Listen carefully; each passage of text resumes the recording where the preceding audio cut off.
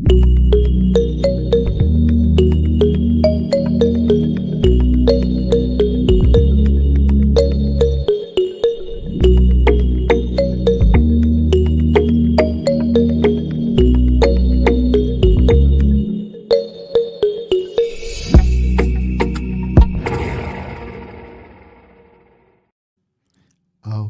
time for me to take that off. I always forget about this part to take off that so you can see me. Hello, everybody. So hopefully today will go a little bit smoother than last week. I think that it will. Last week was kind of odd. I kind of lost myself in cyberspace and left Mary out here hanging. But I think that today is going to be a little bit different. So anyway, this is for anyone who is new here. This is Beyond Belief Sobriety, and this is a podcast, live stream, and community for people who are seeking or who have found a secular path to recovery from addictions of all kinds. And every Saturday we do this live stream here. And I do that with my co-host Mary, who I'll be bringing on in just a little bit. And what we do is we have either a topic related to recovery for people who are interested in a secular path thereof, or we have a guest. And today we're going to have a guest. His name is Chris M., and he is from Southwest Georgia. So we're going to have two Georgians on here today. But before I bring Mary out, let's say hello to those of you who are here. We got 8 in the room right now. Neil, hello, good to see you. Bobbert, good to see you. John and Barb, nice to see y'all. And if anyone else is out there, please say hello. I'd like to see you. And if you don't want to say hello, that's okay too. So anyway, let's bring Mary out before we go any further. And here she is. Mary, how are you? I'm good. How are you? I'm fine. It's a nice day here. It's actually kind of cold. There's somebody mowing his yard right out the window, but I don't think that's going to interfere with us too much. So what are you up to? I am in a hotel, so you might hear cars going by on the interstate. Okay. I'm in Winston-Salem, North Carolina, and I'm going to see the Paul McCartney concert tonight. Oh, cool. Very cool. Hey, I'm Missy excited. and Gilbert. Yeah, that would be awesome. He was actually in Kansas City. Oh man, I can't remember when. I wanted to go and just wasn't on time. I don't even know how you got tickets for that. It must not have been easy. Well, I got them the minute they came out. Okay. Yeah. Okay. And I hear it's a really good show from what I've seen clips of. He's been on the road about a month now. Oh yeah. It'd be incredible. And it's at an outdoor stadium, which is why I'm going, because it's safer than the indoors for me. Right. Well, that will be fun. Missy is there and Walker is there. Walker, I don't know if you're new or not, but welcome. I don't know. I haven't seen you before, but welcome. So Mary, we have a guest and you know him well, Chris, he a fellow Georgian. And a lot of people know him. He's been active in the secular recovery community for a few years now. Anyway, I've known him for, I don't know, even how long time goes by, 3, 4 years, 5 years, maybe. And a lot of people know him because, when COVID first got underway, all these secular meetings were popping up on Zoom, and there was really no one place where people could find these meetings, and there were all these different lists and people telling each other about these meetings. And Chris decided to put them all together on a website, which he has today, secularrecovery.online. And so he's done a great job with that, and I hope he talks about that a little bit. So anyway, let's bring him on. Here he is. Howdy, Chris. Hey, how are y'all doing? Good. Doing good. It's good to have you here. So you've seen these live streams before, and you've listened to a few podcast episodes, so you kind of know what we do here. It'd be nice to hear a little bit of your story and anything that you want to talk about.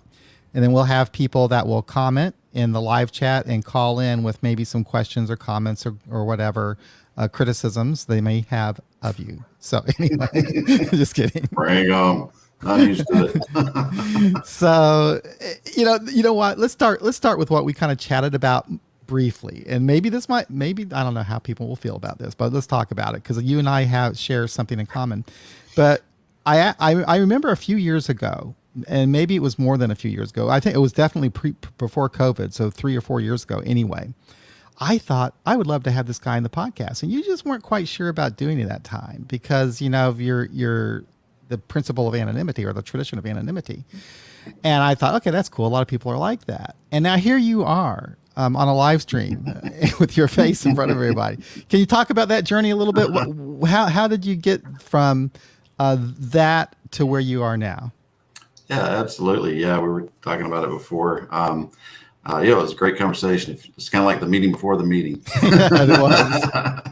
um, yeah, I was huge on traditions, especially the 11th tradition, and I guess how I've kind of reconciled that now is what we were talking about is am I still really truly, do I consider myself an AA member or not? And I guess I do not at this time. Oh my goodness. But that doesn't mean that I don't enjoy going to AA meetings and that I don't have a special place for AA in my heart, and know that it was huge in saving my life. And yeah, when we were when you had contacted me about that, I still considered myself fully a member of that organization or that recovery. And so I couldn't reconcile it in my brain, especially with live video or show in the face, which is probably a good thing because I'm not probably the prettiest thing to look at. But yeah, I had experienced that a lot. They had come out with I think it was a Bill W. movie, and I think Clancy was in it full face. Tom I was in it full face. And I remember thinking that, oh my goodness, how can they do this? This is a movie, a documentary movie, and they're showing all these full faces. And so I was against it. But the big thing with anonymity when it came back to me was my own personal anonymity. At the time, my wife was a school teacher, and she really did not want me out there, even though in the community, people know who you are, especially small, rural, southern communities. The rumor mill starts running about you when you're getting into trouble. And so I just, I respected her wishes to protect my anonymity, and did that. And even created, I didn't create it. There was another gentleman that had created in Facebook, a private group for AA members that were in our local area where we could start sharing schedules of things that were going on inside of AA in our area. And he asked me to be an administrator of that group, and I still am today. Also to take pictures, because that was one of the big things when it came to anonymity that we talked about was they would have these big events or these functions, these birthday celebrations or going on, and you would see all over Facebook pictures of it.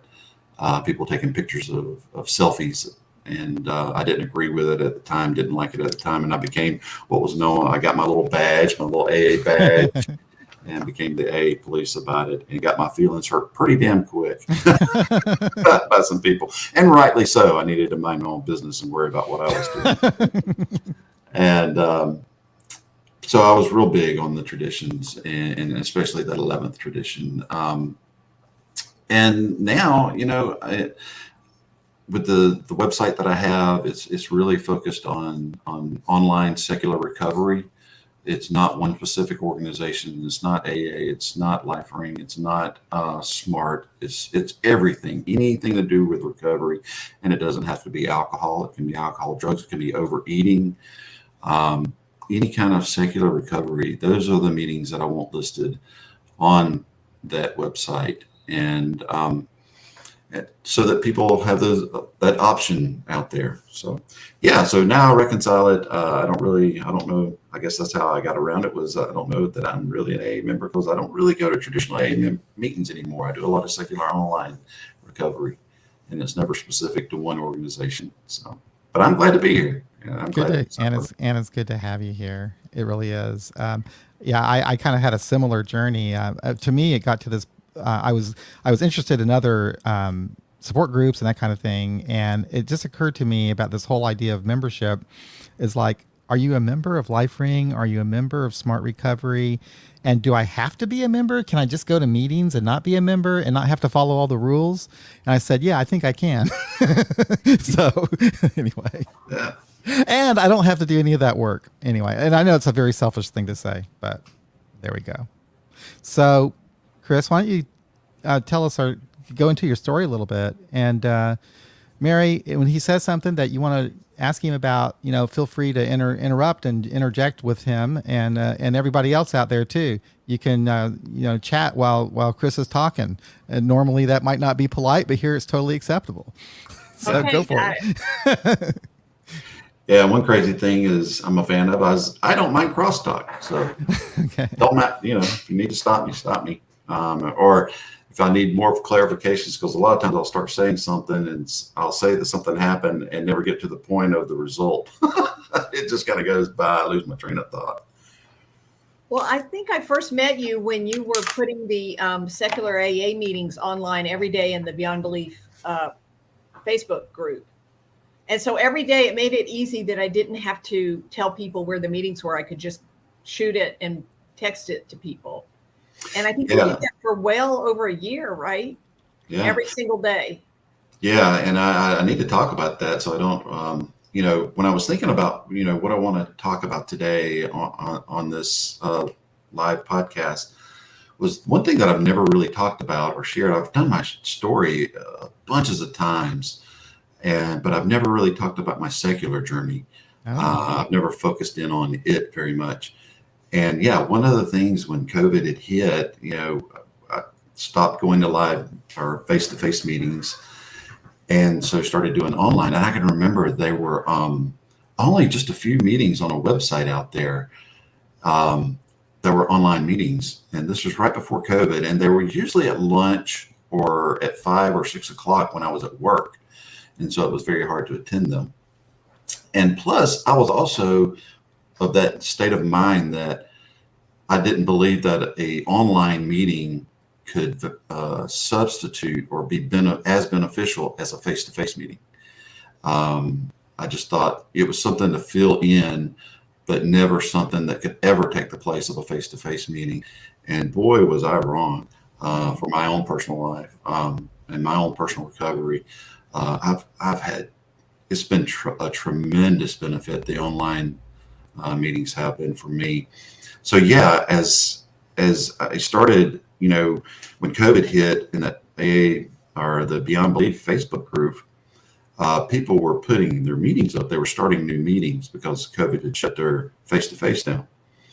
And so I would look in there and start seeing them. Then I thought, well, let me put it in my note file on my iPhone, so I'll know for future reference if there's a meeting going on.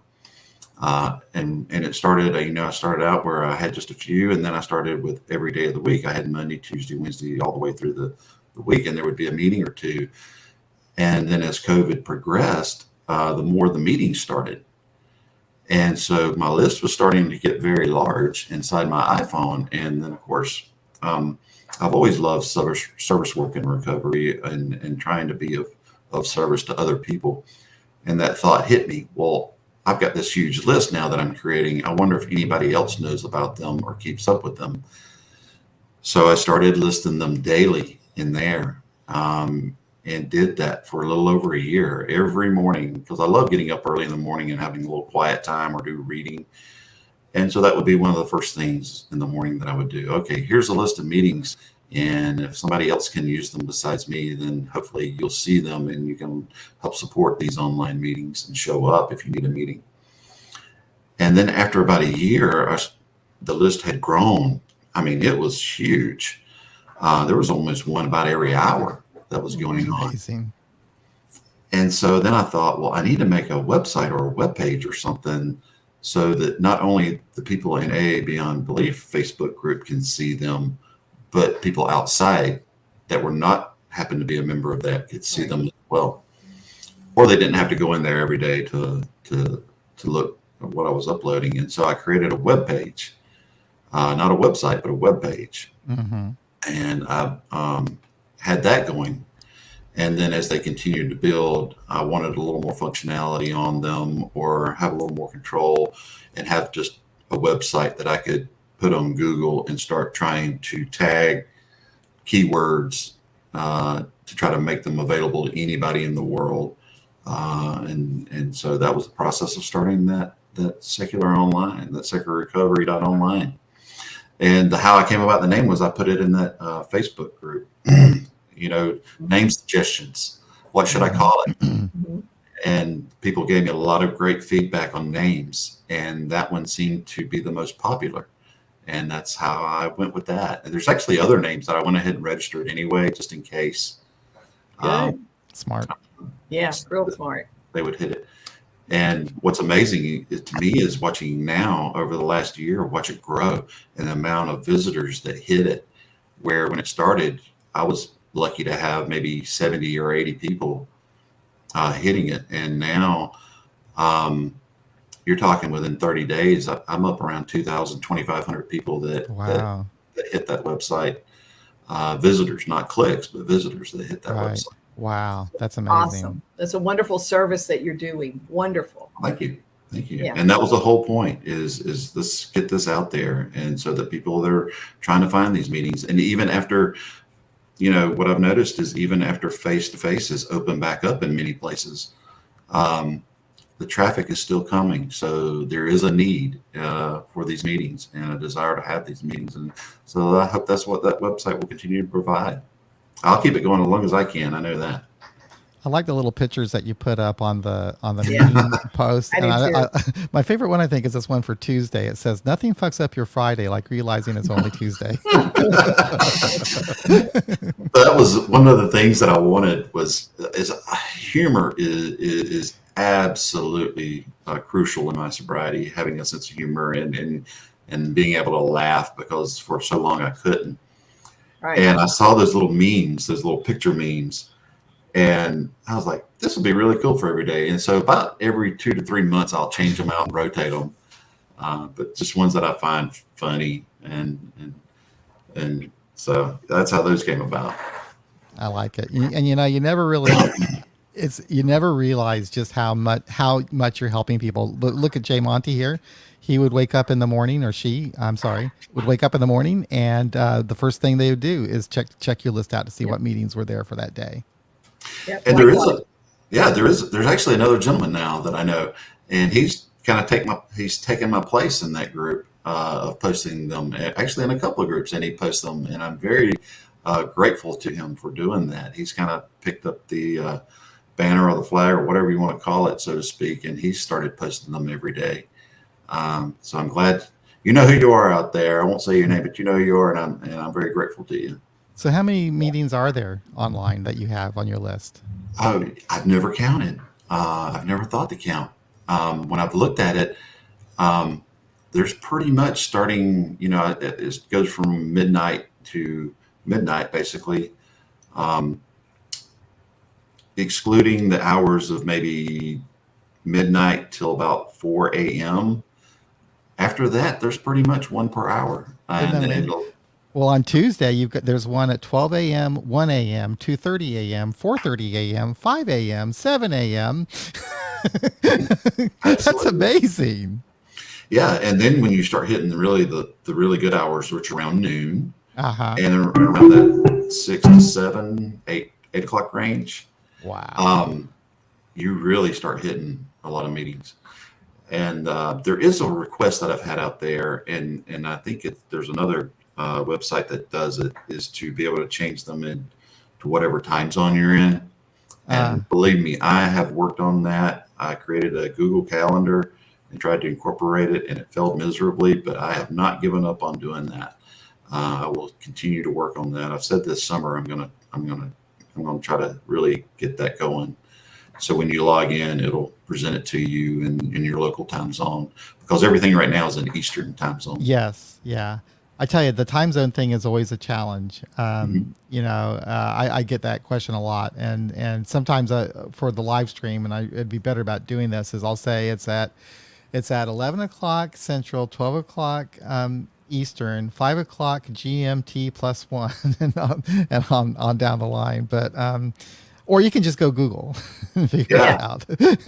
And also, with the time zone, or the daylight savings time, one of the things I had to learn was, okay, the southern hemisphere and the northern hemisphere on the earth, they're backwards, they're opposite of each other. So when it's daylight savings time in one area in the southern hemisphere, they're no longer on daylight savings times. And then you got some states and some countries that do not, that are smart, that are Right. very intelligent who Mhm. don't change their clocks Right. twice a year.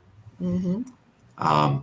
But so when I always dread it when daylight savings time starts and ends, and it's about 3 different periods between Europe, United States or North America, and then like Australia and then in the Southern Hemisphere of actual times that they do change. Yeah. Well, why don't you go in a little bit and tell us about your secular journey? You wanted to talk Yeah, about that. yeah, absolutely. And I am from Southwest Georgia, and so down here in the deep South, and just like really any other or most children that are born here, you're indoctrinated into the Christian faith and religion by your parents and grandparents, and I was no different. As far as that goes, I remember going to church, and it was instilled in me and basically brainwashed into me about God and about heaven and hell, and I was my parents and grandparents were Baptists, Southern Baptists, and so the fire and the brimstone stuff really made a mark on me as a young kid. But then my parents divorced when I was probably around 10 or 11 years old. And then after that, church it just kind of went out the window. So I remember spending my uh, middle school and high school years, and even into college, it wasn't religion or any of that really didn't hold a huge priority in my life. I wasn't going to church. I wasn't um, doing any of that stuff. So I guess the way I viewed it was I knew that, or at that time, I believed there was a God or some sort, and I believed the Christian because it was kind of pounded into me as a child, but I didn't focus on it. And I remember I had in college a philosophy class, and that kind of really opened my mind up to examining religion and the thoughts and beliefs that go behind that.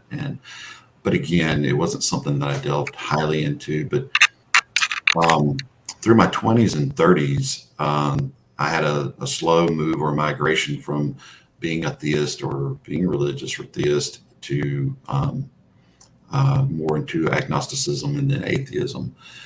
And what happened with me, how I got in recovery was um, for some reason, and I don't brag about this, and I don't want to brag about it and say it in a joking manner because it is very serious. But it was just me. I love to drink and drive.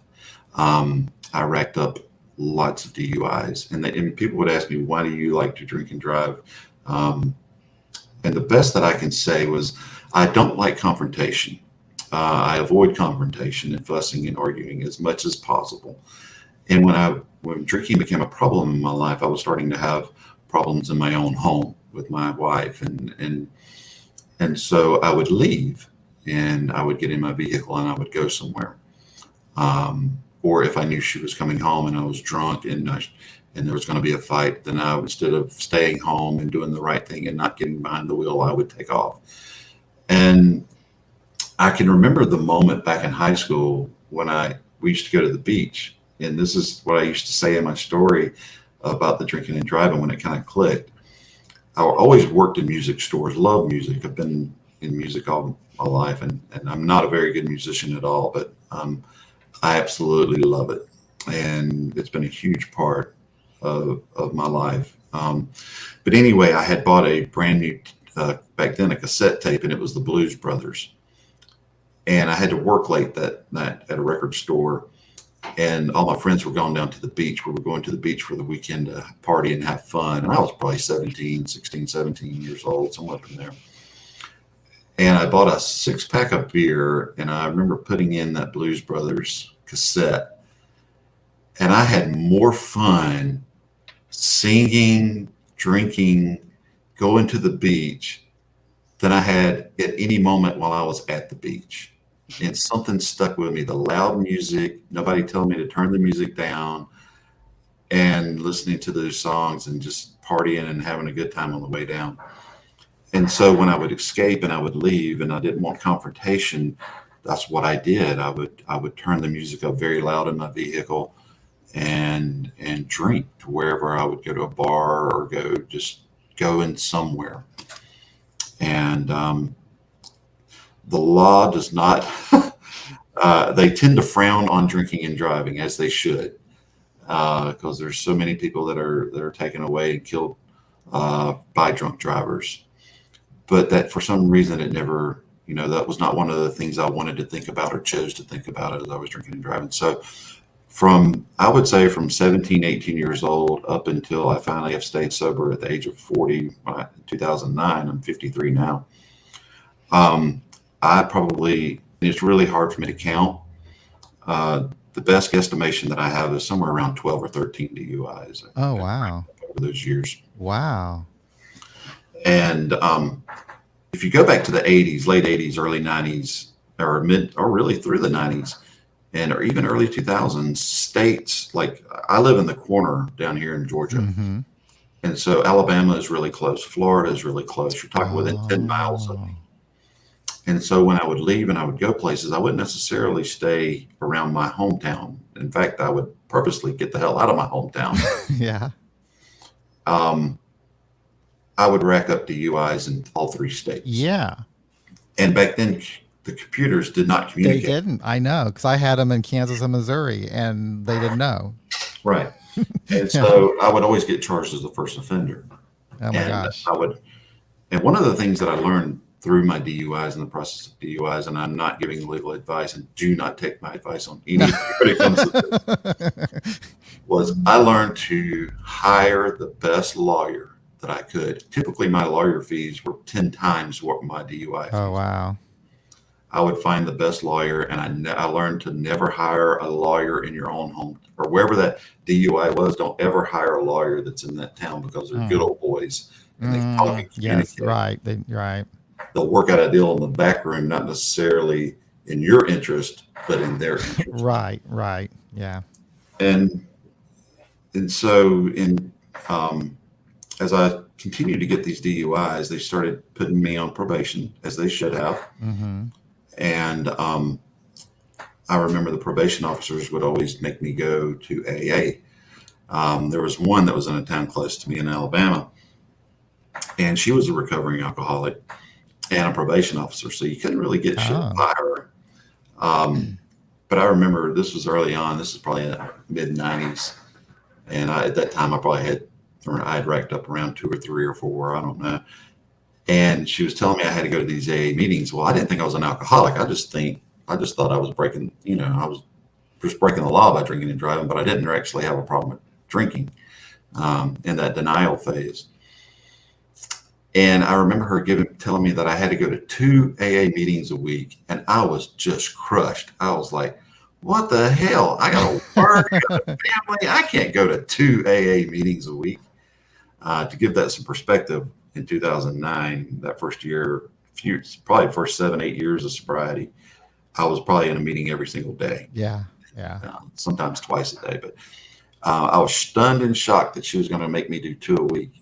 And I conveyed those thoughts to her, and I can remember her telling me that I did not have to go to AA at all. I didn't have to go to any of that. That she could take me down to the local jail, and I would serve until my court date came up or whatever my probation time was over with. And so I immediately figured out AA is a pretty cool place to be rather than jail. And so that's what I started doing. And that's how really I got introduced fully into AA. I do remember my first AA meeting was when I was still at the University of Alabama. My roommates and my wife now, who was then my girlfriend or fiance probably at the time, they did an intervention on my ass because I was drinking and partying a lot, and they thought I was having a problem with it. And so they pulled an intervention and told me to go to an AA meeting.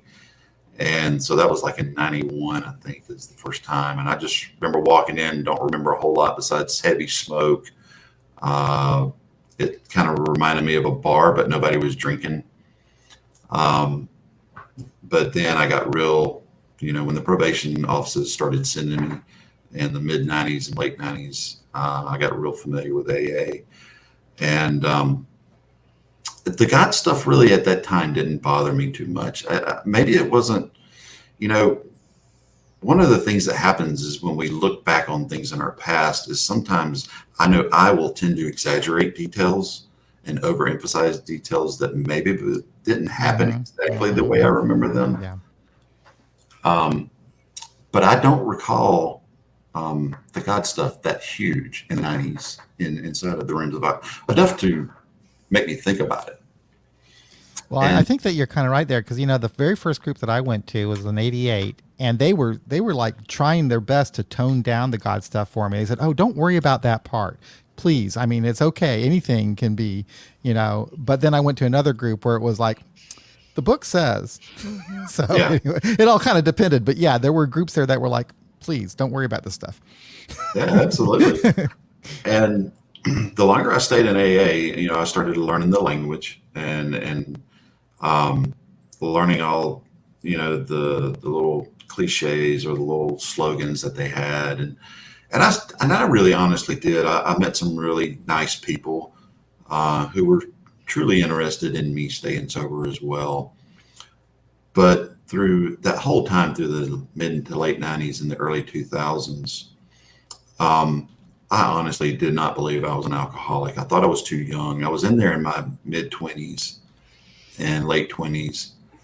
And it was hard for me to wrap my head around what an alcoholic was. The alcoholic, I believe, was like the bum under the bridge, the guy that drank whiskey every single day, never drew a sober breath. I was a binge drinker, so I would go weeks without drinking, but then I would stay drunk for days.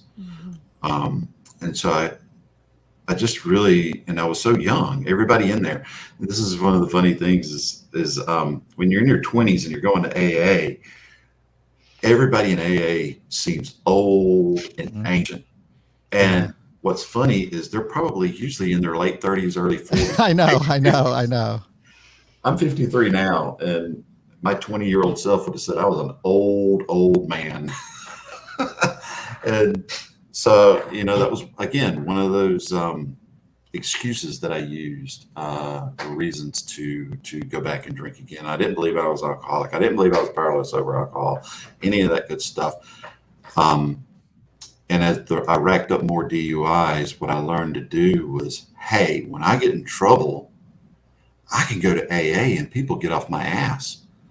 Like, I can tell the judge, hey, I'm going to go to AA. I can tell my lawyer, hey, I'm going to go to these meetings and get a piece of paper signed. I can tell my probation officer. I can tell my wife. I can tell my dad. I can tell my family. And an amazing thing happens when I start doing that. They kind of get off my ass by drinking. And so I learned to use and manipulate AA into my own drinking. I used to say, or I would hear the saying in the rooms, I came to AA for my back pains, and that was to get people off my back. And I haven't heard that one, actually. And I learned to do that and to learn to manipulate the system. But there's something that I had learned about alcoholism or alcohol abuse or however you choose to describe it. For me, that I've seen in many others is progressive. It gets worse. It does not get better. If it got better or stayed the same, then I would have not been in the place I was in 2008 and 2009. At the lowest point in my life that I've ever been, where I was wanting to take my own life and considering those thoughts. And I would have been able to moderate my drinking because I was all about that. I wanted to continue drinking, and because I love the effects of alcohol, but I didn't always want to get shit-faced and blackout drunk. And I didn't like the feeling the next day that I had when I would wake up, the nausea, the your head on fire, the cotton mouth. I didn't like any of that.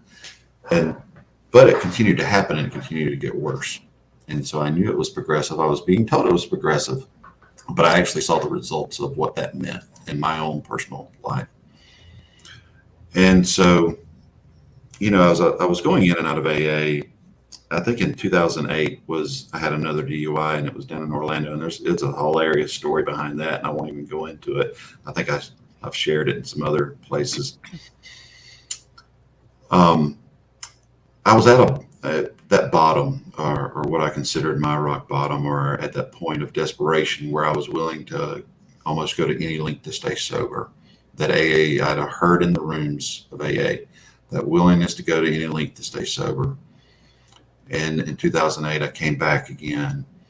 And this time it was for me. It wasn't for anybody else. It wasn't the lawyers. It wasn't the wife. It wasn't anybody. It was for me that time. And that's one of the things I'd always heard in recovery is this, if you're going to stay sober, you've got to do it for yourself. It's nice to want to think that you can do it for your kids. It's nice to want to think that you can stay sober for your mom and dad or your family or your wife, the probation officer, or the sheriff. That's great if you think that, and some people can, and that's great if they can. I was of the type that no matter how bad I wanted to stay, and I had young kids at the time, they were 8 and 10, or I guess back then they were 7 and 9 in 2008. I desperately wanted to stay sober for them. I really did. I wanted to be a good dad. I wanted to do the right thing, but yet I couldn't. That craving, that obsessive thought of wanting to have that feeling that alcohol gives me when I ingest it and drink it outweighed, anything of any of my thoughts that I had about staying sober for them. Always, it would always win out. But I had that in 2008 where I was going to do it for me. And when I came back in the room, and I guess really when I was done with religion was September 11th, 2001. Oh, really? Interesting. That's when I got done with religion. Oh, what was it about that event? September 11th. But yeah, people with religious reason for running into buildings, and yeah. When those planes hit those twin towers, I knew what it was about. Yeah. I knew it was their religion hitting back at our religion, the religion of the United States. Mm-hmm. Yep. And it wasn't an isolated incident. They didn't just one day wake up and say, hey, let's go bomb or run planes into those twin towers. There was a reason, and it's because Christianity was trying to spread through their religion and dominate their religion, and they were threatened by it. And so, I'd always been of that type where, you've always had these religions killing each other and fighting each other. But then it was on our home turf, and that's when I had a belly full of it, so to speak, here in the South. I was done. And that kind of moved me more towards the agnosticism and eventually atheism. But when I came back in 2008, I was sitting around desperation. And I came back to the rooms for 2 or 3 months, and they were starting to talk a lot more about the God stuff. The God stuff never really bothered me. I knew it was there, but it never really bothered me. And in 2008, it bothered me. And I didn't know why it was bothering me. And I didn't know if it was because they were talking about it more or I was just seeing it more. I couldn't figure it out. And so that thought hit me in 2008. Well, I'm not going there to become religious. I'm going there to stay sober. That's why I want to go and try to stay sober. And so I actually left in 2008. I don't remember exactly when I left, if it was 3 months, 4 months, but it was probably somewhere in there. I would go into meetings again. And then alarm bells starts going up around my family. They know what happens when I stop going to meetings. I eventually drink again. And so I managed to stay sober for a little bit longer. And then I would start hiding my drinking again. And then I would start becoming, if I'm going to drink, then just I got to fight, I got to argue, and then get over it, stay sober for a little while, and then do it all again. And then in 2009, in January 24th, or it was actually January 23rd, 2009, I did not want to get another DUI, believe it or not. I wasn't jumping up and down to get them, some bitches, because they were getting stricter and they were getting tougher. Yep. The fines were getting more. But I got that one in 2009. And that I can remember clearly that morning. It was a Friday, January 23rd. I purposely said, I am not going to drink and drive. I'm going to stay at home. I am not going to go anywhere. And I went by and I bought probably a case of beer, what I normally do, some Jim Beam. I probably bought a fifth of Jim Beam And I said, I'm going to stay at home. And back then you had to go by the movie store to get movies. And so I went by the movie store and picked out like 5 or 6 movies and said, I'm staying home and I'm not going to go anywhere. I'm just going to drink like I want to drink. And I don't care who comes in or what happens. I'm not going anywhere. And I started drinking somewhere around probably, I don't know, 10 o'clock that morning, maybe at the latest. And the last thing that I know, it was around 5 or 6 o'clock, and I was in Mobile, Alabama. Oh, wow. And being pulled over at and being arrested. And then it kind of fades in and out because I was in a blackout. And the next thing I know, I'm in the holding cell. I don't know where I am now. I'm in Mobile, Alabama, but I have no clue where I am. I'm in a blackout. I don't know what town I'm in. And I was used to that. One of the things I used to have to do was I would wake up in a hotel or something, or a little cheap motel. And I can remember you could look always on the back of the door or find a phone book and find out what town I was in. But again, here I woke up and I came to, and I really didn't want to live anymore. I really didn't. And I thought, well, I've never really done hard drugs. I've never done coke. I've never done heroin. I may have smoked pot just a few times. It never did for me what I wanted. Alcohol always did for me what I wanted, as far as feelings and escaping. And I said, I'm going to just overdose.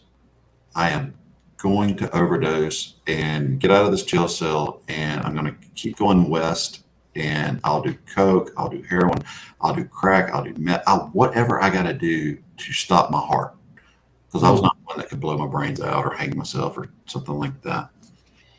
And I remember what happened was there was another guy that was brought into the jail cell with me, and he was the bowman or the bridge guy. He actually lived in the Park of Mobile, and he was getting arrested again for public intox.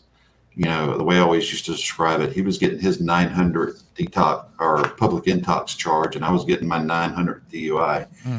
And there we found ourselves, and he was having to go through DTs. And I had to nursemaid him. I had been through enough DUI classes and alcohol awareness classes that I knew how to deal with him. I had to get sugar in him because I didn't have access to alcohol, so I had to get sugar in him. And so I kind of nursemaided him for 24 hours. And an amazing thing happened in that 24 hours. We started talking about our alcoholism. And I can remember him clearly saying that, when he was making his life's plans, it didn't include living homeless in a park in Mobile, Alabama. And when I told him mine was not to end up in prison or kill somebody by drinking and driving. Those were not our plans, but yet there we found ourselves. Fortunately, I never did kill anybody or run everybody over. But then again, who knows? I was in blackouts most of the time. But anyway, so over the course of 24 to 48 hours, me and this guy talked, and something amazing. It's kind of like that when that light bulb pops in your head, or that little thing. What I've heard in the AA rooms is that popping sound when your head pops out of your ass. 24 to 48 hours later, I didn't want to die. I didn't want to kill myself anymore. I wanted to stay sober. And I looked back immediately and said, what the hell happened? What happened? I talked to somebody else that had a problem with drinking. And then the light went off about what the hell AA was. AA wasn't about putting a God in my life. It wasn't about religion. It wasn't about punishment, because I did view AA as a punishment. Having to go through probation, get paper signed. It was about one drunk talking to another drunk, or however you want to say that in your own language. And through that process, you tend to stay sober and want to stay sober. I got it. I knew why Bill sought out Bob in AA terms. I knew why Bill was going to find Bob. It wasn't to sober Bob up. It was just for himself to stay sober another day. So I came back full-hearted. I had to cross that bridge. Okay, what am I going to do about this God thing in AA? What am I going to do about this? And so I just said, I give up. I quit. I don't care if I got to believe. I don't care all I want to do is stay sober. And whatever they tell me to do, I'm going to do. And that's what I did. I slowly, over that first year, built a God of my understanding. It kind of went back to my childhood Christian roots. And then what's funny is I became more religious than I've ever become in my entire life. Wow. Inside the rooms of AA. I went on to walk to Emmaus. That was real big around the rooms. Some men were going on walk to Emmaus, and I think they were talking about it outside the meetings. But as I became a little more religious in the rooms, when I was forming that God of my understanding, I was telling John about this. We were carrying a meeting to a prison. I was heavily involved in service work. But one of the things we did, we were carrying a meeting to an actual prison. And the chaplain was not liking our AA meetings. We talk about the opposite point of view of where I am today. The reason the chaplain didn't like our AA meetings was because we had the words God of your own understanding, and it wasn't Jesus Christ. And so he was hell bent, so to speak, on trying to get us out of that prison. And we fought hard to keep coming. And he would have delays of prisoners not being sent to us to the meeting, and it was a mess. And we were talking about Celebrate Recovery was getting huge around my part, and which is the Christian version of AA, where it specifically relies on Jesus, basically, right? Yeah. They take a lot from AA, but then it's not God of your understanding. No, everything is. And they handle everything, not just alcohol. They do any kind of addiction inside those. So as I started going to, or started hearing about CR, I was being invited, and I didn't want to go. I thought, well, I'm just going to stick with my AA. That's working. And I think I ended up going to one and found out, okay, you can't have a God of your understanding. It's got to be a specific. And I had been brainwashed enough in AA to know that, okay, no, you don't need to do that. You don't need to have one specific religion. Even though I'm agreeing with you, you don't need to have that one for everybody. And so I never went back. I know a lot of people that went, and I'm not saying that it doesn't benefit anyone. It benefits those who need that type of recovery. Right. Absolutely. So I can't down it. I just didn't fit in there. And but amazingly enough, I became more religious, and what I started to see was inside of the rooms of here, especially in, I guess that would have been in 2010, 11, 12, was religion starting to take hold inside of the rooms of Alcoholics Anonymous. The sharing that I was hearing, the Bible quotes that I was starting to hear inside of meetings. And even though I was religious, I didn't like that. I do think that's a fairly recent phenomena. It was only in the last, few years, I guess, that I started hearing about even groups here where people would bring Bibles to the meeting. Now, when I first started, that would be unheard of. I mean, you just had some respect for the separation of religion and AA, basically, and there was a spiritual, not religious component to the whole thing. But when people actually bring a Bible to the meeting, it puts a whole different flavor on it, doesn't it? Absolutely. To me, it was like a cancer taking hold, and it was spreading inside the rooms. And what I found out was, as religious as I had become, I began to question things again. And I found out the more that I started researching and questioning. And one of the things that did, and it's right behind me, was I started writing songs in recovery. A lot of them were funny, but not a lot of them were not. And they were kind of loosely based religion type recovery songs.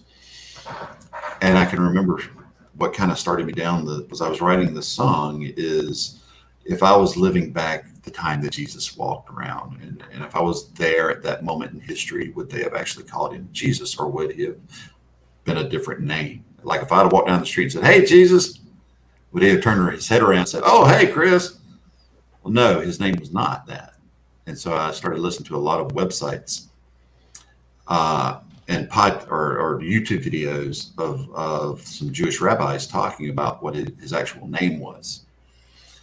And so I wrote a song about that name thing, that it didn't really matter what his name was. And I think God, you're talking now, I got to really rack some brain cells up here. Um, Yeshua, or something like that would have been his name. Uh, if you were there and tried to get his attention.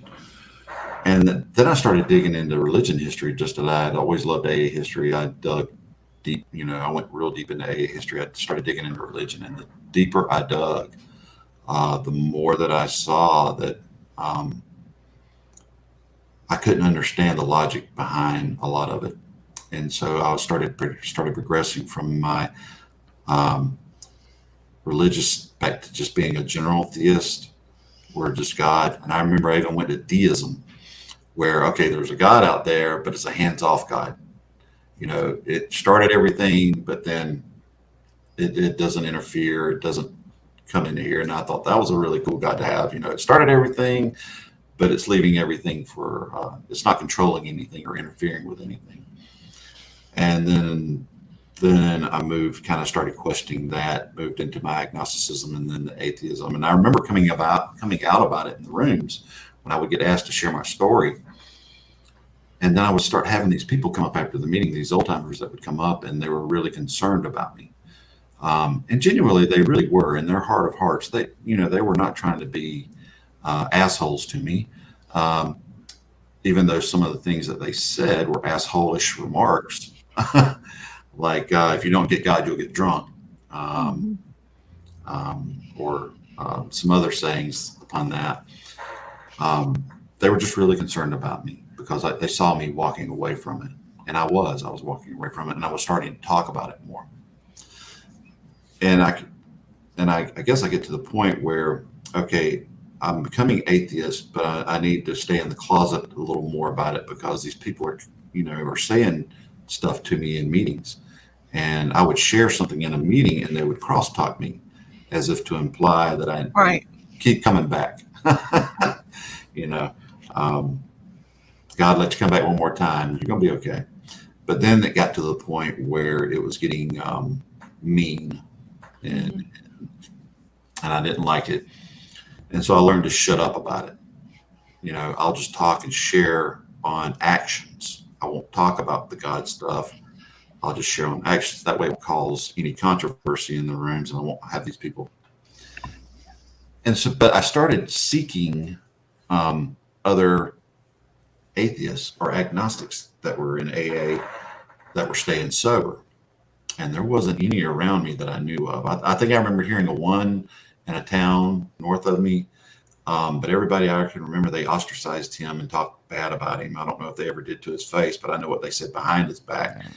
And they didn't care that, they didn't believe he was an actual alcoholic, so to speak, because he didn't need God to stay sober. So he could be a real alcoholic. Well, Chris, I want to ask you a question.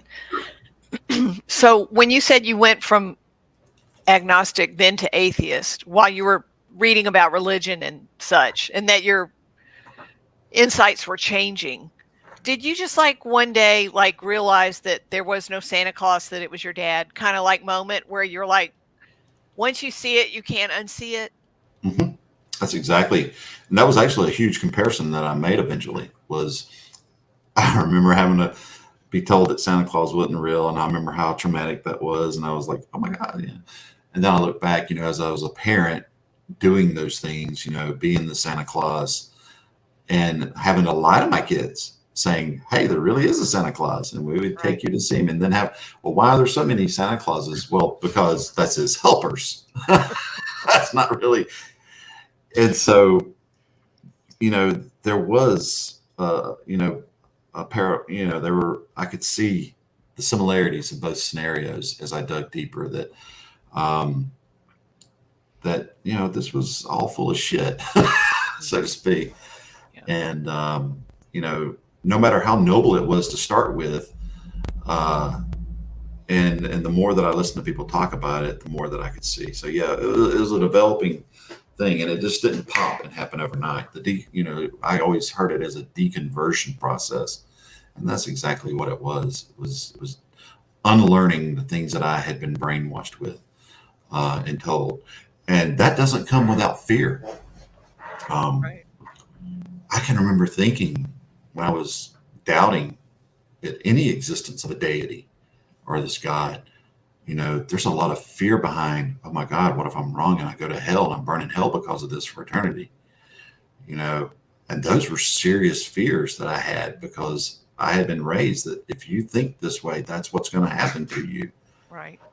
And what's nice too is you really evolved. I mean, you can see the evolution of your entire experience and how you understood it through this whole story to where you're at now, where it's like, you know what, I'm just interested in recovery writ large, regardless of what path it is. You just like it all, don't you?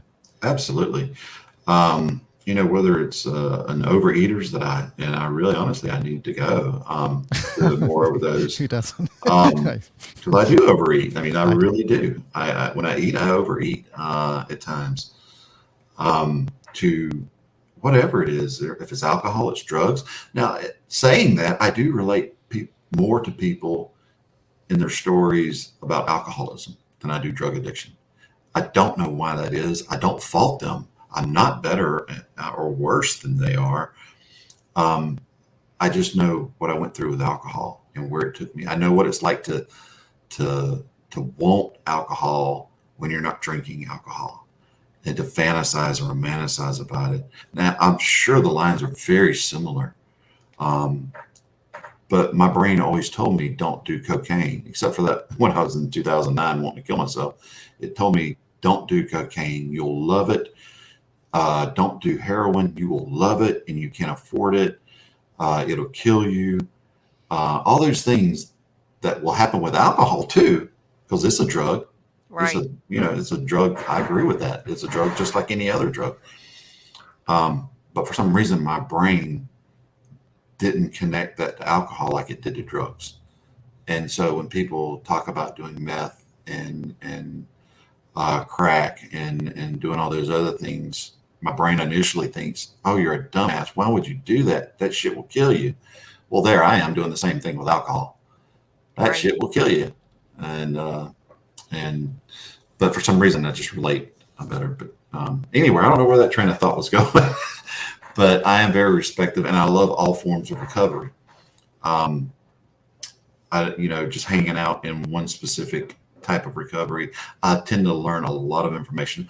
I was going to go to, of course, something I really don't have a problem with, but I was just curious just to see was like a Sex Anonymous meeting. Try to find those to put on my. But I was curious to see what they went through, how they talked. Of course, being what they would consider an open meeting, because I wouldn't want to infringe on their. And that's a hard one to go to because you don't want to infringe on somebody's personal sexual relations, and because I know There are a few now coming on. Well, they're having a hard time getting started. I talked to a guy in England who's starting a secular sex addicts meeting, and that's the only one I know of really that's online I can think of that's trying to get online. Isn't that interesting? Yeah, and one of the funny things is like your what is it, LGBTQ meetings. I love those meetings when I get to pop in on one, even though I'm not. I still absolutely love their sharing. A lot of them are so funny, have great humor. They really are great meetings. But I remember the first time that I went to one, I was like, I hope I'm not being here out of, maybe I should be here or shouldn't be here. I'm not really truly gay, and I'm not, maybe. And then once I got in the meeting and started listening to their sharing, it's like the old saying, the problem may be different of what we had, the drug or whatever your drug of choice was, but typically the solutions are very similar and the actions that we take are very similar, and I can start relating. So yeah, I enjoy all meetings. The more meetings that I've attended, I've been to some Life Ring meetings. I actually love those Life Ring meetings. I have yet gone to one of those. I would like to try that. I've yet to log into Smart. Now I've listened to a lot of your podcasts, and I like what I hear out of Smart. I don't know why I haven't been to one yet. I think I went through the process of trying to register or something. There's something on a registration thing, and I think I kind of gave up a little bit. Yeah. Well, Chris, and I know we're getting ready to close, but I just wanted to ask you a question. Do you think there are other atheist agnostics in your neighborhood that just would be afraid to go to a secular meeting because of Yeah. societal pressure? Yeah, absolutely. I actually started a meeting, that free thinkers meeting. I never got into that about starting one in the confrontations that I had with my old home group over that. I was just trying to create a free thinkers meeting, and for some reason they thought it was going to be a something different. But Maybe anyway, we can I do an started. episode about that someday, about your entire Yeah. fight. I love the episodes about the fights with the Yeah, it was. It was struggles. It was a fight. It was an unintended fight, and ended up me having to make a decision to leave my home group that I was a member of. Which is a for really tough 20 decision. years. Yeah. Same thing. I was 18 years. Yeah. Yep. And have you heard from any of those people? A few. I've still got. He was my sponsor. We're more like friends. I love him to death. We're more like really good friends, and we don't really see each other above or below each other. Sponsee. We just see each other Right. as two men that are staying sober together. Awesome. And I see him quite often. But yeah, I would love to come back on another podcast and share that whole episode of. I'd love to trying hear it. create You've got a free thinkers great group. story. You really do. I mean, this has been fascinating. Normally, when someone's sharing their story, I'm interrupting and interjecting, but no, with you, I was just on the edge of my seat. I mean, like, how did this guy stay out of prison, for Christ's sakes? You know? That was a funny story. But They did thank connect you. the dots in 2009, and I thought I was going away for 5 to 10 years, but Oh my God. I did Thank, get out I'm of it. so glad that you're sober today, that you're alive, and that you're contributing to the recovery community, especially the secular recovery community. What Yeah. you've done with that website is just absolutely amazing and helpful. And you've got thousands of people that are checking it out. That's just good, man. That's amazing. That's And tell great us work. what the recovery line is. What is it? Online. Yeah, Go ahead. secularrecovery.online. Secularrecovery.online. Secularrecovery.online.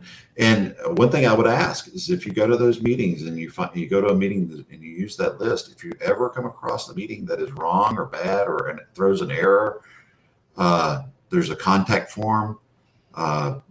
Send me that information and I will investigate thoroughly to find out the correct information or if it's actually closed down. And I appreciate anybody who comes. I appreciate, believe it or not, the feedback even more. I don't ask for money. It's there if you want to. Feel free to donate. But I'm going to keep that site going for as long as I'm able to keep it going. And so if you spot errors, please let me know. Don't overlook them. Or if your meeting is not on there, please send it to me because I want to get it listed. The only requirement is that it has to do with recovery and that it's secular. So Got it. Right. that's it. Thanks, Well, Chris. thanks again. And with that, we're going back to the 1970s, my favorite time. I was cool, and so was everybody else. We didn't even know it. So thanks, everybody, for being here today. I enjoyed this so much. And thank you, Chris. Your story was compelling. And as always, Mary, we'll be back again next week, and maybe we'll do a topic next week. Maybe we can, talk about Chris. All right, y'all. Take care. Bye-bye.